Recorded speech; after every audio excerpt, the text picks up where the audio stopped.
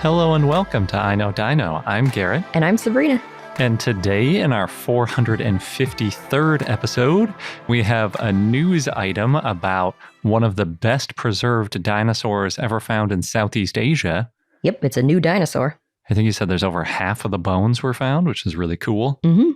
We also have a listener question about where to learn more about dinosaurs. We got a whole bunch of suggestions. Mm-hmm. And the dinosaur of the day, Anchiceratops. We also have a very fun fact. I'll give you a hint, loosely connected to the Crystal Palace dinosaurs. Oh, I think you hinted at this to me about a misconception we repeated in an earlier episode, but was recently found to be apocryphal, to use a big word.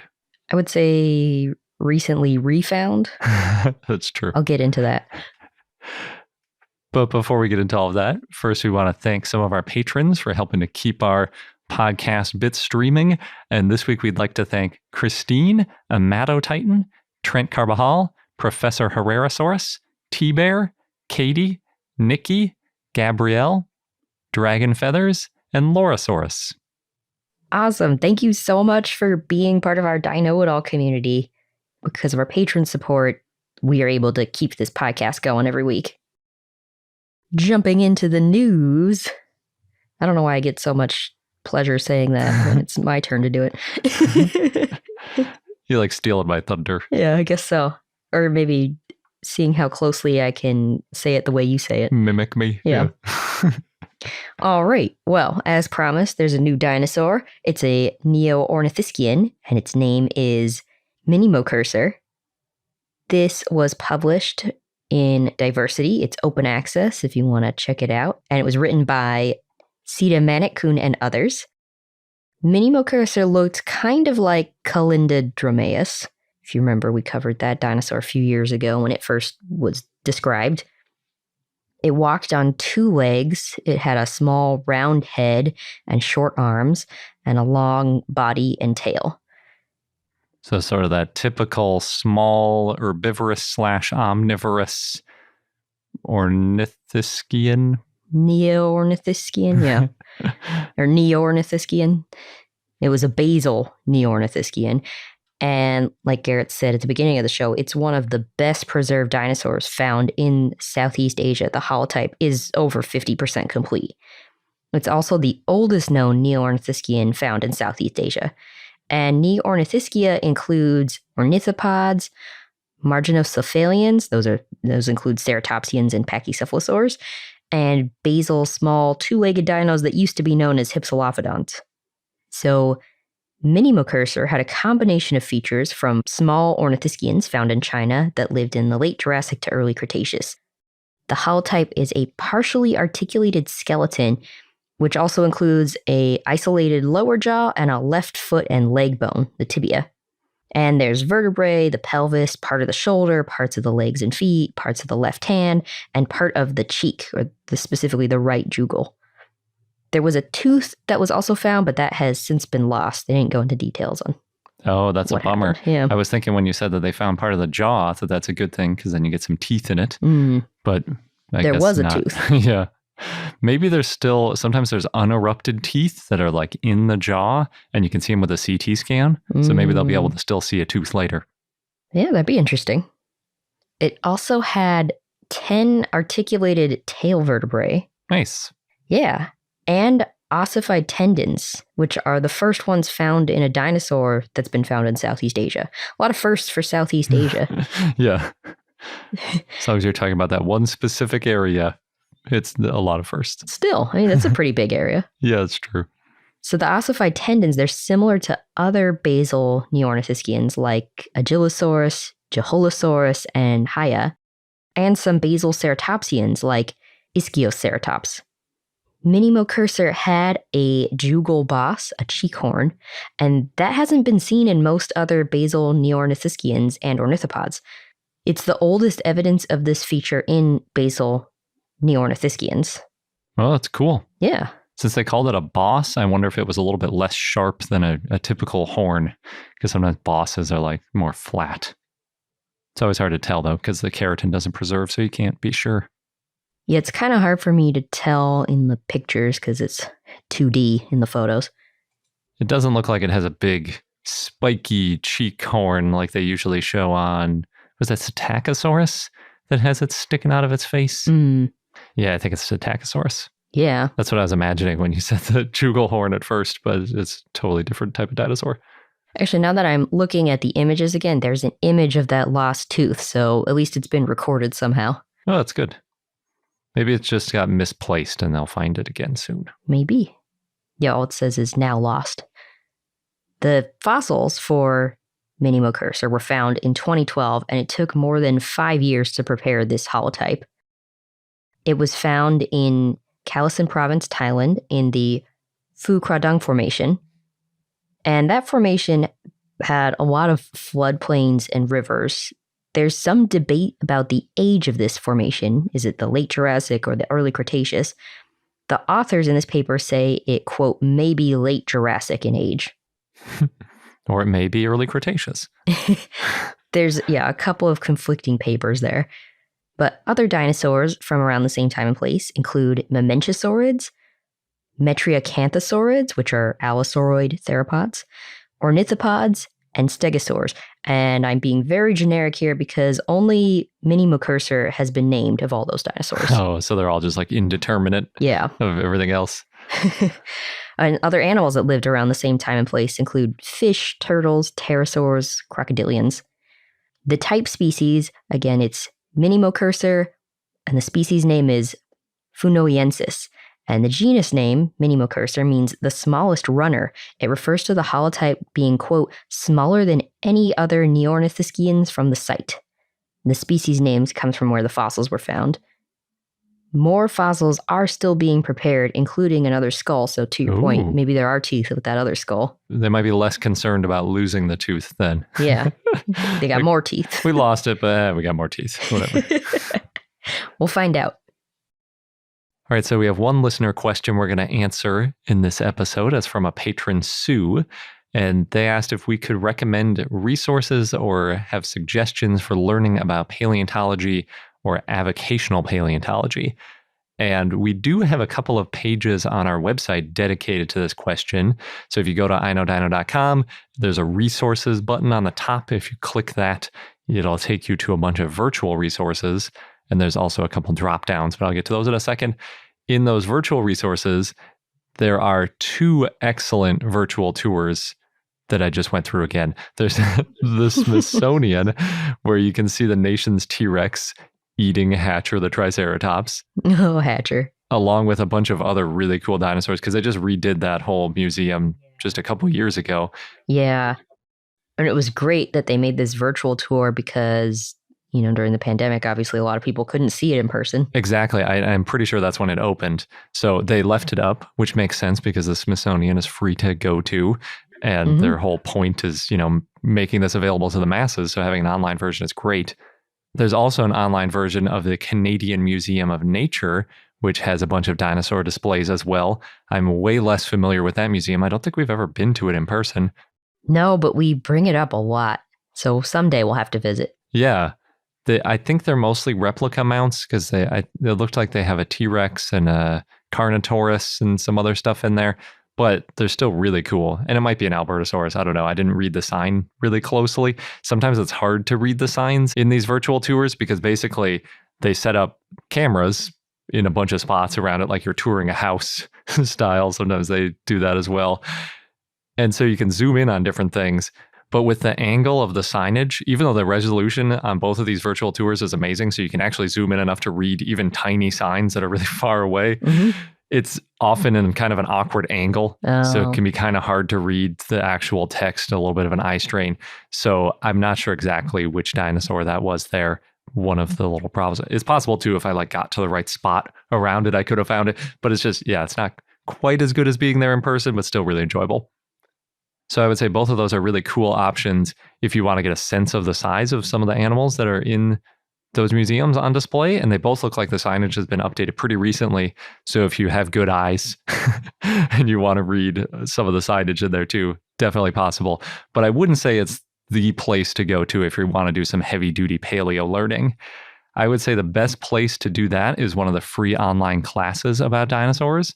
There are 2 by the University of Alberta. There's Dino 101, Dinosaur Paleobiology, and there's Paleo 101, Theropod Dinosaurs and the Origin of Birds. We took both of those. We did, and they're both fantastic. The first one was Phil Curry and Scott Persons, and they did a really amazing job. I think that was the first online class we ever took, actually. For dinosaurs, yeah. Yeah. We actually interviewed Scott after taking that course, and that was fun to talk to him after watching all these videos of him explaining dinosaur concepts to us. I also really like the University of Hong Kong Dinosaur Ecosystems class. That was a good one. Yeah, it's a really good case study about a dinosaur environment in late Cretaceous early on China. And so it's sort of similar to a lot of the Mongolian ecosystems too. It just is much more focused on one ecosystem than sort of general concepts of dinosaurs. So I think when you combine those 3, you get like the overview of dinosaurs, you get a whole bunch of in-depth stuff on theropods, and then you narrow down even further into like one ecosystem. We also have a bunch of other free videos, online games, and puzzles listed on that page too, if you don't want to get all the way into an online class. It's going to take a few days to finish. Or if you want to keep going after you take the online class. That's true. If you want to get some physical resources, we have a more resources page. Actually, that one's inodino.com/resources because we made that one first, and the other one is virtual resources. But there are 3 really great things on that page. Number 1, maybe the website I go to the most when I'm doing research about dinosaurs is the Paleobiology database. It's a map of over 1.5 million fossil occurrences all over the world. It's extremely useful for getting an idea where different dinosaur groups have been found, and also nailing down exactly if you have a paper in mind. A lot of times, so many papers are put on there. It's mostly peer-reviewed stuff that's on there, not so much the private found stuff. But if you're trying to figure out exactly where a dinosaur was found, or roughly, because sometimes it's fudged a little bit for security purposes, you can go on there and put in the name of the dinosaur, and it'll literally show you a map of every spot where a paper's been published about where that dinosaur is. I also use it all the time to check on claims like the first blank in Africa or the oldest blank in the southern hemisphere, because you can put in that group of dinosaurs and look at the map and see if they're stretching the truth a little bit, or if there's some minor detail or tweak to the wording that makes it true, but like in context, it's not exactly as amazing of a find as they might be making it sound to be, which happens pretty often. It's a good resource that way. You can put filters into the website for any dinosaur species, genus, or other clade, as well as times in the map view. So one of the problems that could happen is if you just do Dinosauria, I think you get some birds. But then if you click the Mesozoic, because you can just click it on the bottom on the little timeline, then you won't get all the more modern dinosaurs that are still running around. You can also go into the download records area if you want to really get into it. The second best thing, I think, on there are our favorite dinosaur books, including the 2 references that we use by far the most. One of them is Dinosaurs, the most complete up-to-date encyclopedia for dinosaur lovers of all ages by Holtz and Ray. It's a mouthful. Yeah, and despite the title, the book is over a decade old, so I wouldn't necessarily say it's the most up-to-date, but it is still one of our favorites, and we reference it almost every week for its excellent pronunciation guides in the appendix. And I would say I agree with almost all of those pronunciations. There are a few that are a little different than I say them, but none of them are way out of left field like you see in some books. Ooh, throwing the gauntlet. Well, especially like kids' books, where it's written by somebody who clearly doesn't know too much about dinosaurs. Sometimes they have really weird pronunciations, and you're like, where did that come from? The other book we reference all the time is The Complete Dinosaur by Holtz, Farlow, and Brett Sermon. There's a common thread here. Holtz. Yeah, it's true. He's prolific. This book actually has over 60 paleontologists who could probably all be listed as authors. They contributed to it, and it's over 1,000 pages long. It is quite the monstrosity, and it's in a good way. Yeah. It's less of an encyclopedia and more of a research summary, I would say. Every chapter has a totally different tone because it's all written by different people. So some of them are more of like an overview of one dinosaur and then gets into some details about it. And other ones are really, really broad. So it depends, but it has a ton of good information in it. And they have a lot of references too that help you dig in more in other places. Yeah. I think we need to update this page though, because we haven't updated it in a while, and there have been a lot of good dinosaur books that have come out in the last few years. This is true, but those two are still our favorites. Yeah, we use them a lot actually for writing our own book, which is coming out in 2025. That's why we don't talk about it too much yet. Yep. We do have a few books that we have written on that list, though. Mm-hmm. And then the third thing on that list are various dinosaur websites. Although you don't really need to go to our list to find the most important one, and that is Wikipedia. This is almost always the best place to start when you're curious about a dinosaur because they have great pages on dinosaurs generally, and they list nearly all of the dinosaur genera as well. Of course, the standard caveat applies with Wikipedia that it can be edited by anyone, so it's better to go to primary sources. But when it comes to the paleo and especially the dinosaur Wikipedia pages, they are updated and put together really quickly and really accurately. Because I regularly edit Wikipedia when I find mistakes, and there are not very many mistakes on the dinosaur pages. They're very well written. Nice. It's also a really great place to find the original papers about the dinosaurs because that's always in the references or updates and things like that. So, yeah. Yeah, it's really great as a starting place, and then you can go down very deep Eryctodromaeus burrows. Yep, endless rabbit holes.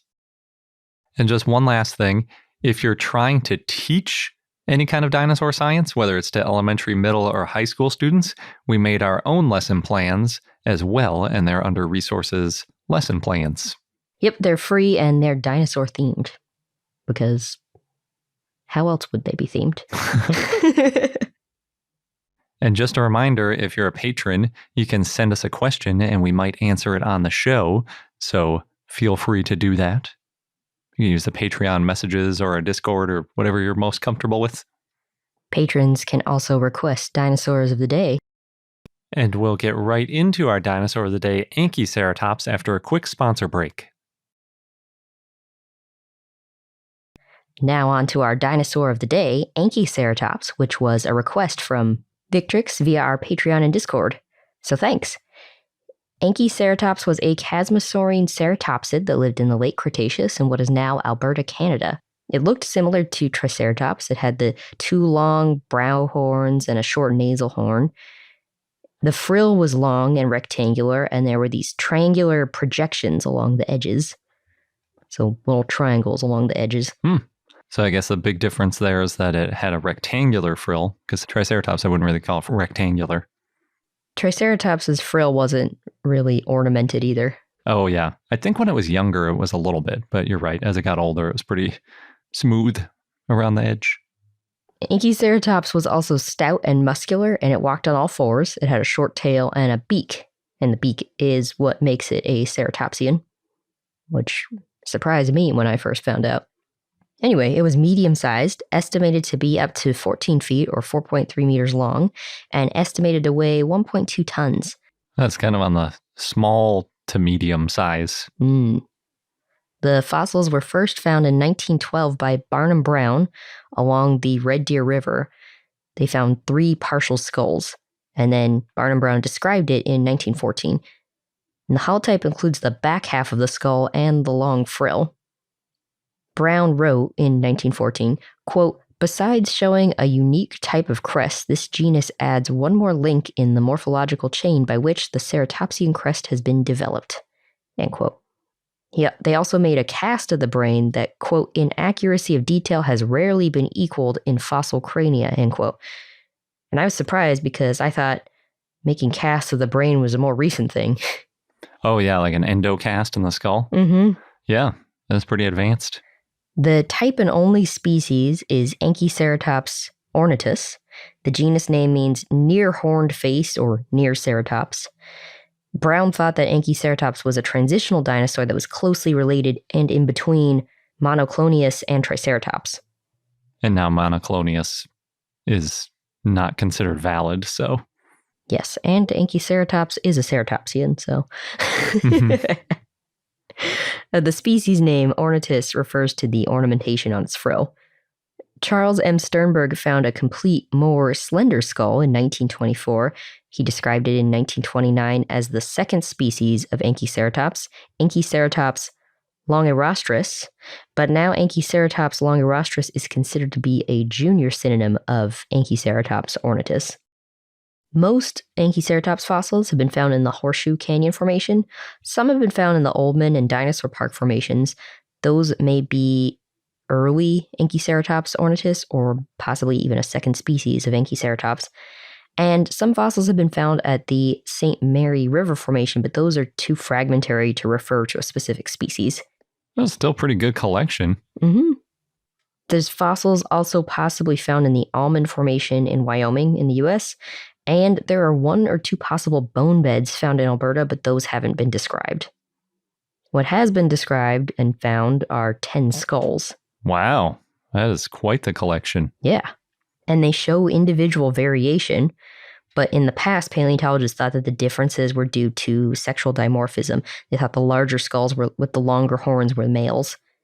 But that variation in the skulls, specifically like the size of the horns and the frill, could be due to ontogeny, like it just changed as it grew up. So some are just older, basically. Or more developed and the same age. There's one specimen found that had 30 tail vertebrae, which was interesting because most chasmosaurs have 46 tail vertebrae. It also had a long pelvis and a long neck.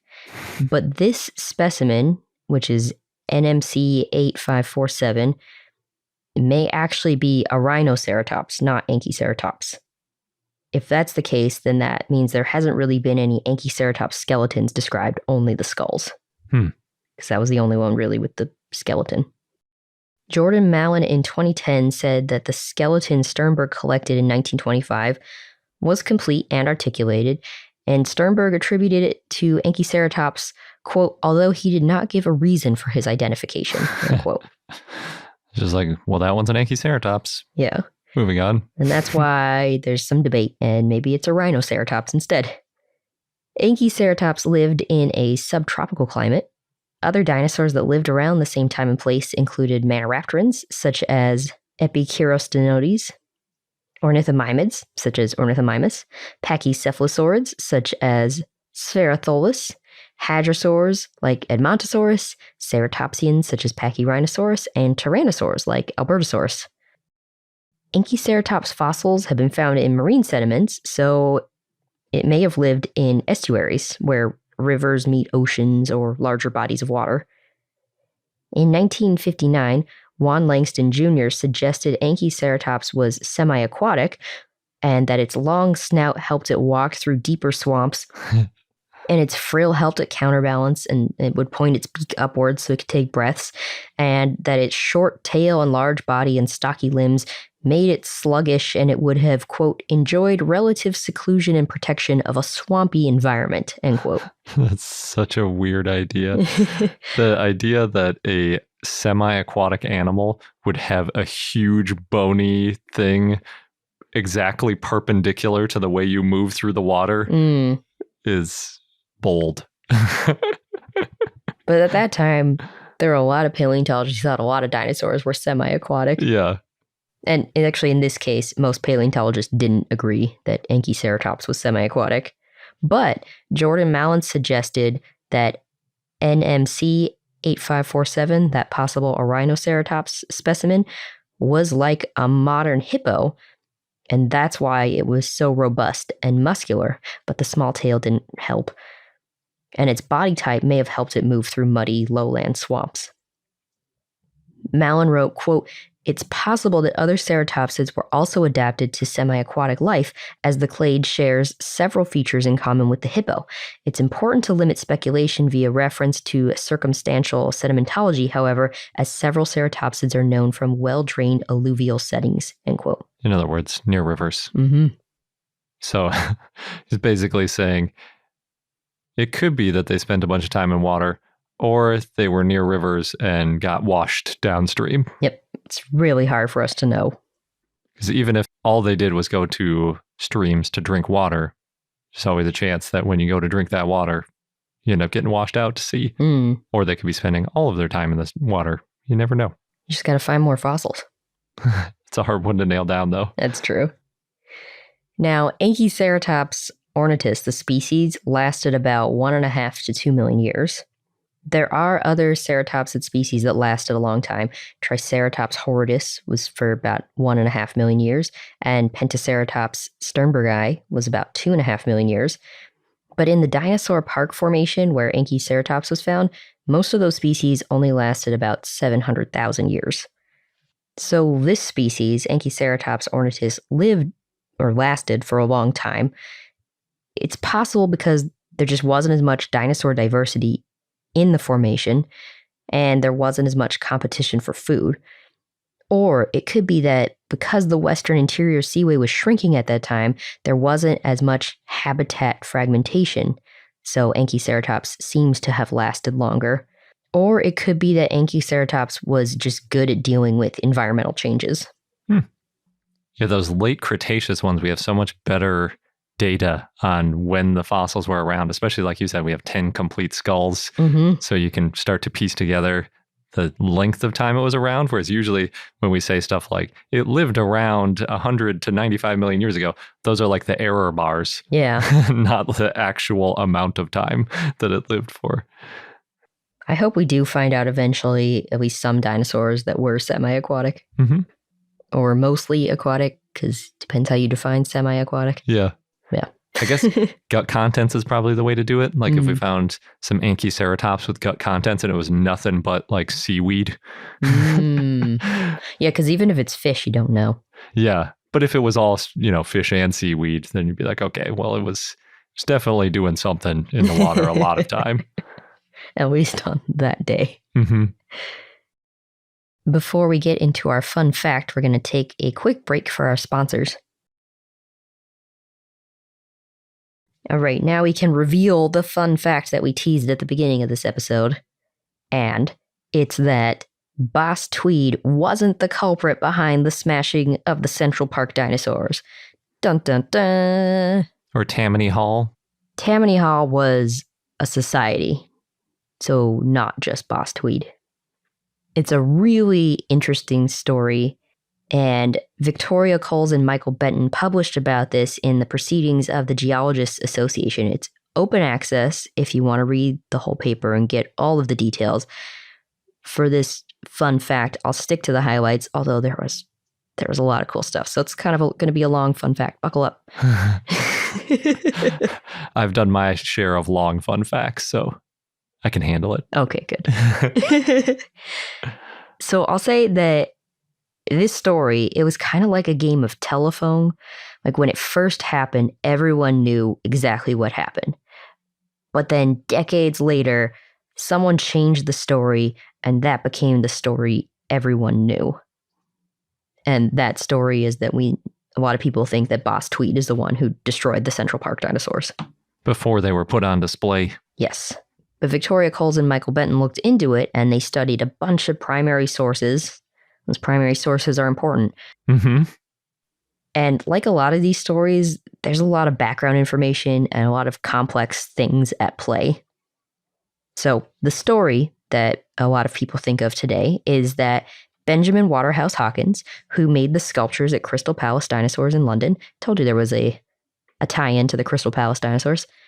He came to New York in 1868. This is 3 years after the Civil War in America, and that's a detail that's important to remember later. He started reconstructing dinosaurs and other prehistoric animals for the Paleozoic Museum that was meant for Central Park in New York.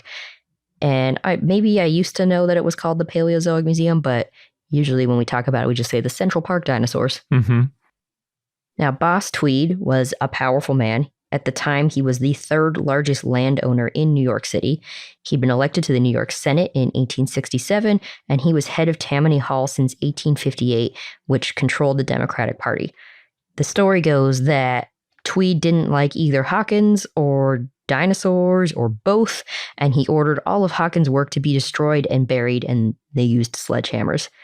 It's said that Tweed wasn't happy because he wasn't getting kickbacks from the Paleozoic Museum's contractors, so he had Hawkins harassed until Hawkins gave up. And it's also said that Tweed didn't like the dinosaurs because they clashed with religion. Now, Boss was arrested in 1871 because of lots of corruption, and his associates at Tammany Hall also got in trouble. But for the record, he did take a lot of bribes, but he also did some good, like he pushed to improve and modernize schools, for example. But anyway, that story of Boss Tweed being mad and going after Hawkins and the dinosaurs, that's not exactly what happened. He wasn't involved at all, turns out, or he was barely involved, if anything. So in other words, it wasn't not exactly what happened. It wasn't at all what happened. Yes. And as they put it in the paper, quote, the real villain was Henry Hilton, a powerful lawyer and businessman. Is he related to the Hilton hotels? No, that's Conrad Hilton, a completely different Hilton. I had to look that up, though, because Henry Hilton was also a very rich person. So I'll give you some background information first. Henry Hilton, he was a lawyer and former judge. He lived from 1824 to 1899, and he was the private lawyer to Alexander Stewart, who was an entrepreneur who made a lot of money from dry goods wholesales, and he built department stores in New York. And Alexander Stewart died as one of the richest people ever, with $40 million when he died, which is about $976 million in today's dollars. Maybe $1 billion by the time this airs. That's with true. A little bit of inflation. Yeah, because this paper came out a little while ago. Anyway, Hilton eventually joined the Tammany Society in 1862. When Alexander Stewart died in 1876, Hilton got $1 million from him because they were also friends, and I think Hilton ended up marrying a relative of Stewart's, and Hilton bought an estate. And I'll get into the details of all that in a little bit. But going on with the characters in the story, they're real people, but, you know. Another one of Tweed's people was Peter Sweeney, a lawyer and politician, and director of the 10th National Bank, where the New York City funds were deposited. Sweeney didn't do well when Boss Tweed got arrested. The Paleozoic Museum in Central Park was supposed to be as big of a deal as the Crystal Palace dinosaurs in London. Now, Central Park in New York opened to the public in 1858. A man named Andrew Haswell Green led the board of commissioners of Central Park. He was also a lawyer. Seems like everybody in this story was a lawyer, or almost everybody. And Green influenced Central Park, the American Museum of Natural History, and a lot of other parks and zoos and libraries in the city. They are largely situated in the perimeter around Central Park, so that makes sense. Mm-hmm. Now, Green's the one who reached out to Benjamin Waterhouse Hawkins to build the dinosaurs for Central Park. And the Central Park dinosaurs, they were meant to be animals from North America. Makes sense. Yep. The Central Park Board arranged for Hawkins to get reference material for his sculptures, and Philadelphia's Academy of Natural Science was the most helpful. This is all before the Bone Wars, so people didn't yet know how many dinosaurs were in the U.S. And at that point, the Academy of Natural Science had the only mounted dinosaur. Not yet, because Hawkins is the one who mounted it. Oh. It was like the biggest museum, I think, on the East Coast at that point, though. It was definitely big. And you had Joseph Leidy working there, who Hawkins spent a lot of time in Philadelphia working with Leidy. So it was Hawkins' idea to recreate the Hadrosaurus skeleton that Leidy had named. He said that the museum was so helpful to him that he volunteered to mount the skeleton, even though it was only a third complete. And like you said, it was the first complete dinosaur skeleton to be mounted in a lifelike stance and that the public could see, and it drew a lot of attention, a lot of visitors. And we've seen it. It's cool. Yeah, although it is in a very different mounted position these days. Yes. Well, you have to start somewhere. Yep. I think he also, they didn't have the head, so they modeled it after an iguana head. And yeah, it's very different today. Hawkins used some new techniques, though, that were interesting. Like, he used steel strips to hold the bones together, and that way you couldn't really see what was holding the skeleton up. Made it more lifelike. Now, around the same time that all this is going on, there was a group of wealthy New York men who got together and they wanted a serious natural history museum because they wanted to make New York City more prominent. There was a movement for this post the Civil War. Yeah, and Philadelphia has one. So, of course, they wanted one. They were comparing themselves more to London. Oh, okay, sure. Yeah. Anyway, this group of wealthy men included Alexander Stewart and Henry Hilton. In December of 1869, this group/committee wrote to the board of Central Park that they wanted a great natural history museum in Central Park. And they got support from Andrew Green as well as from Boss Tweed. Green was fine trying to get both the Paleozoic Museum, the ones that Hawkins was working on, and the American Museum of Natural History. To be fair, these two museums probably wouldn't have been competitors because the Paleozoic Museum would have been more like a theme park.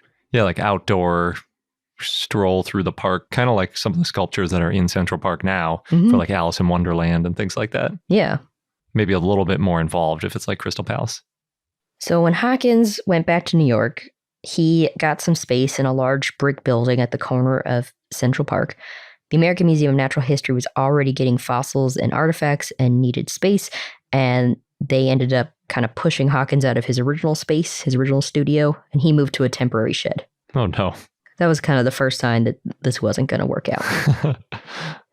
Anyway, Hawkins built full-size mounts of Hadrosaurus, Laelaps, and restorations of Hadrosaurus and the giant deer, which they were probably all made in concrete like Crystal Palace. There's a lot of photos and drawings that show how careful he was, and he was being scientifically accurate for the time.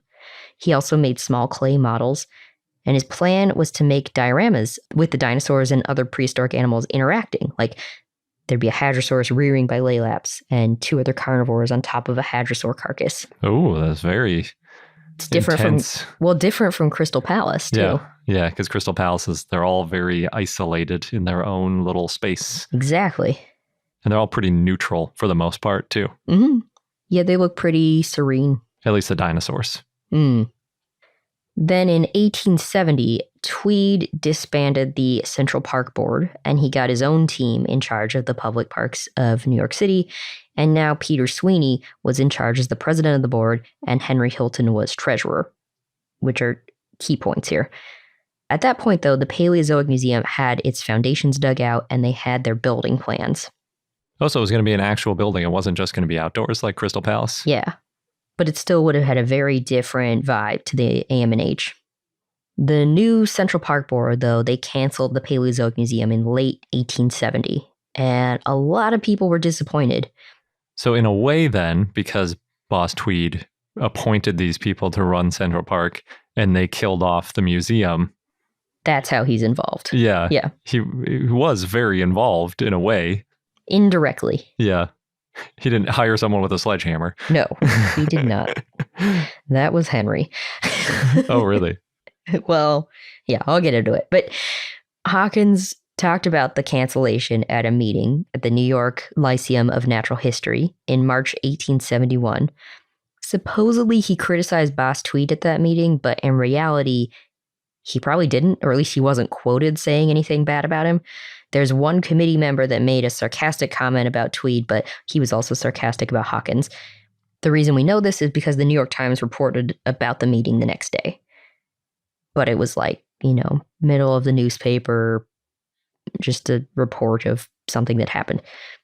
Flash forward 2 months later to May 1871, and that's when we got the vandals with the sledgehammers smashing the models and destroying the workshop, and lots of the plans and drawings and molds and models. Yeah, it sounds like more than just people having fun. If they're destroying plans. No, it wasn't a for fun thing. So going back a little bit, why did they cancel the museum? Well, kind of officially, it was because of the cost. They estimated it would take $300,000 to complete, which in today's dollars is a little over $7 million, maybe more with inflation. Mm-hmm. The AMNH was getting funding from philanthropists, but the Paleozoic Museum got money from the park and the city. For a while, Hawkins was supposed to make his models for the zoo in Central Park instead of the Paleozoic Museum, but that didn't last long. kind of funny. The zoo wasn't in the original plans, but starting in the 1850s, people were, quote, donating animals to the park whether they were wanted or not. In other words, just dumping their pets. Yep. So there's a bunch of animals in the park, and they decided, let's make a zoo. So then we've got 3 projects going on at once: the Paleozoic Museum, AMH, and the Central Park Zoo, and it was just too expensive to do them all at once. It is also possible that the scientific and or religious views of the park commissioners played a role. They noted that paleontology was an imperfect science and hinted the money was better spent on the zoo. Hawkins, maybe we knew about this, I couldn't remember when I was first reading this, but apparently he lost a lot of money when the project was canceled, mainly due to Henry Hilton. After the Paleozoic Museum was canceled, Hawkins did try to get other people to make it. Like, he reached out to Joseph Henry from the Smithsonian and Spencer Bard, also from the Smithsonian, but they said that they needed the money for other things, and they didn't think there were enough fossils to make the restorations yet. Again, this is in 1875, so it's kind of the beginning of the Bone Wars. So we just didn't know that there were so many cool dinosaurs yet. Yep. Hawkins ended up mostly staying in Princeton, New Jersey after this all went down, and made a cast of Hadrosaurus and a bunch of oil paintings. He didn't complain about the cancellation in public, other than that one meeting in March of 1871, even though Henry Hilton had suspended his pay suddenly and without explanation before canceling the project. So he did try to get his compensation. It was almost $17,000, which is about $400,000 to $500,000 today, but he kept getting rejected, by Hilton specifically. Hawkins didn't sue or go public about it, and it's unclear why, but it could be because he was working freelance and he wanted to avoid scandals, or he just didn't want public scrutiny, because apparently he had 2 wives in England that he left when he went to the US, and when he had 10 kids with one of the wives. And he thought maybe they knew that. Yeah, it would be a huge scandal. And if he goes public with one thing, they'll go public with another thing. Yes. But back to the vandalism and smashing. That was all because of Henry Hilton. It's actually recorded in the minutes of the New York Lyceum of Natural History meeting on May 2nd of 1871. The minutes say to remove Hawkins' temporary workshop and tidy up the park. And then May 3rd, the next day, the workshops were destroyed. So Henry Hilton, he used politics, and then he sent thugs to destroy the models. The paper says, quote, although it could still be argued that Tweed was guiding everything from behind the scenes, we've not found any evidence of this, end quote. So yeah, Tweed put the people in place, which did set things in motion, but he, I don't think, necessarily cared. I mentioned earlier, Tweed was arrested in 1871. Hilton wasn't part of that downfall, but he did resign from the park board after Sweeney, because Sweeney was being accused of corruption. So why did Hilton do what he did? Well, according to the paper, quote, Hilton was not only bad, but also mad. Mad in a crazy or mad in an angry way? Mad Hatter, mad. So crazy. There's a few possibilities here. It's possible because he supported AMH, and he saw the Paleozoic Museum as competition. He was also heavily involved in the beginnings of the AMH, that he wanted to get rid of the Paleozoic Museum. Also, he, quote, evidently had a strange relationship with art, heritage, and artifacts, end quote, and he seemed to be obsessed with white paint. For example... With white paint? Yes, there's a bronze statue in Central Park that he ordered to be painted white to look like marble. The artist refused. Hilton got it done anyway. Eventually it got restored, but the surface was damaged. Another example is he ordered the whale skeleton for the AMH to be painted white, maybe to look like a bleached skeleton, and unfortunately that couldn't be undone or restored. The New York Times wrote, quote, these were merely the beginnings of that magnificent plan of improving the Central Park contemplated by Mr. Hilton. We're told that he seriously entertained the idea at one time and would doubtless have carried it out if his official term had not been brought to an untimely close of covering the whole park with a coat of white paint.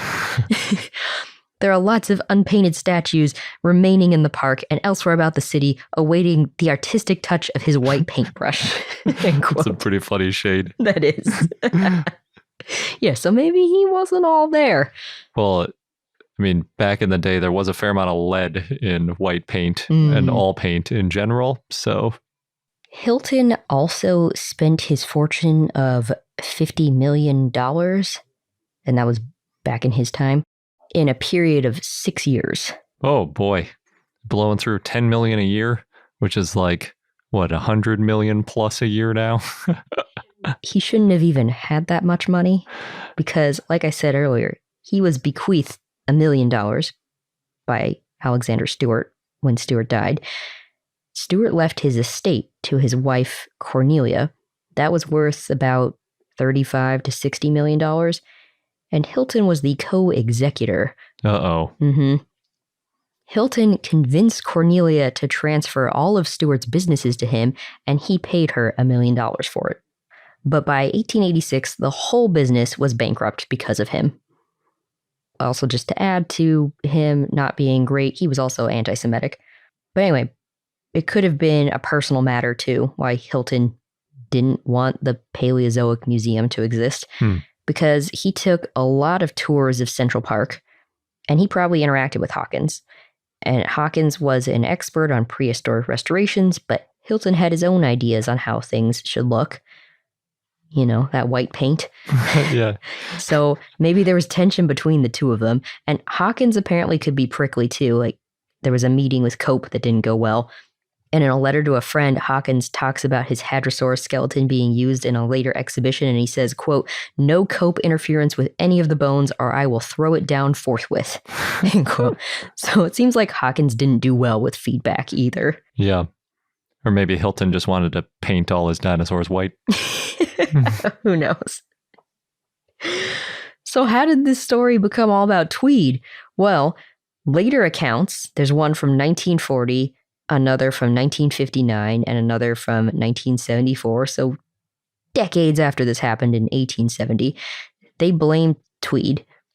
These three accounts, they talk about it, but only one of them used letters and documents, and the other two had no references. But then they became the primary sources for later retellings of the story. That's according to this new paper.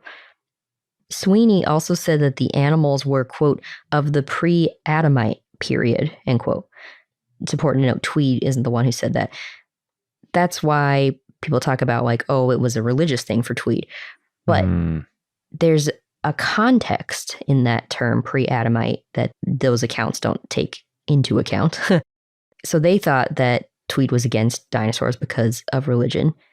But at the time, the term pre-Adamite was used as roughly the equivalent of the term prehistoric. So it had nothing to do with science versus religion. Yeah, it's like antediluvian. These just really archaic words for the deep time. Yeah. Also, it doesn't make sense for Tweed to be the one to order the sledgehammers, because why would he wait 2 months between that meeting where Hawkins supposedly criticized him and then actually destroying Hawkins' work? I'll show you in 2 months. Yeah. Versus the next day where Henry Hilton said, get rid of the workshops, and then the next day it was done. Mm-hmm. And like I said, that article in the New York Times where they quoted Hawkins talking about, you know, it being the project being canceled, it was buried in the middle of the newspaper, and Tweed was already under attack all the time for his corruption, and usually he was in the headlines on the front page. And Tweed supported improving education and recreation in New York, so he didn't really have a reason to be against this museum.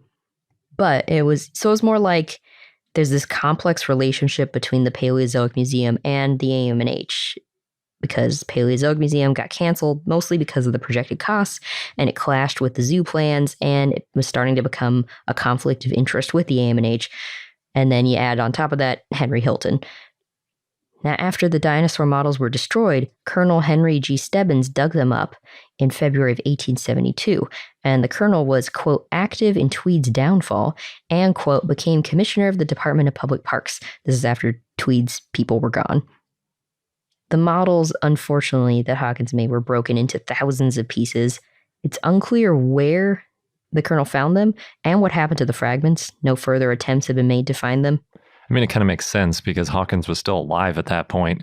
So if anybody really wanted a new one, you'd hire Hawkins to do it. You wouldn't be like, well, let's save all these little tiny fragments in case someone wants to glue it back together later, because that would be even more work. Yeah, more work, more complicated, less good results than just hiring the guy. That's true. And more expensive. There's reports at the time that condemn Henry Hilton, so people knew that Hilton was the one behind it all. Again, that's why I say it's kind of like a game of telephone here. Just gets retold so many times after so many years and then slightly changes. So to sum up, the destruction of the dinos had nothing to do with religion and more to do with building the AMH at the same time and the high costs of building this museum. But what's interesting in how the authors end this paper is, quote, from today's standpoint, we can suggest that Hawkins' Paleozoic Museum had been complete. It would have seemed outdated within a decade or so, drawing similar criticisms to those directed at the Crystal Palace dinosaurs in London, end quote, especially when you take into consideration the Bone Wars findings. Yeah, that's true. But saying that they would have been outdated is true, but the stuff after the Bone Wars was outdated and the stuff we're doing now is going to be considered outdated at some point in the future. It's still cool to have these snapshots of what we thought dinosaurs looked like at the time. So it's a bummer that they didn't stick around. Yeah. And I mean, the way I read that is like, well, I guess this is a silver lining at least. Yeah. It doesn't feel like a silver lining to me. Actually, I'm kind of bummed because I didn't realize that the founders of the AMH are people involved with creating it or part of the reason it got destroyed. Well, it was just Henry Hilton, it sounds like. Yeah, but also the conflict over money. Oh, yes. Yeah, I didn't realize there was a conflict at all there. So it's an interesting saga, for sure. And there's a lot more complexities at work. So we'll try to remember that when Central Park dinosaurs come up again. Wasn't Boss Tweed, at least not directly. And that wraps up this episode of I Know Dino. Thank you for listening. If you want to learn more about ceratopsians, because we went into that with our dinosaur of the day, we have a celebration of ceratopsians in episode 450. You can check it out. And if you enjoyed listening to this episode, if you enjoyed listening to I Know Dino, please share our show with a friend. Thanks again, and until next time.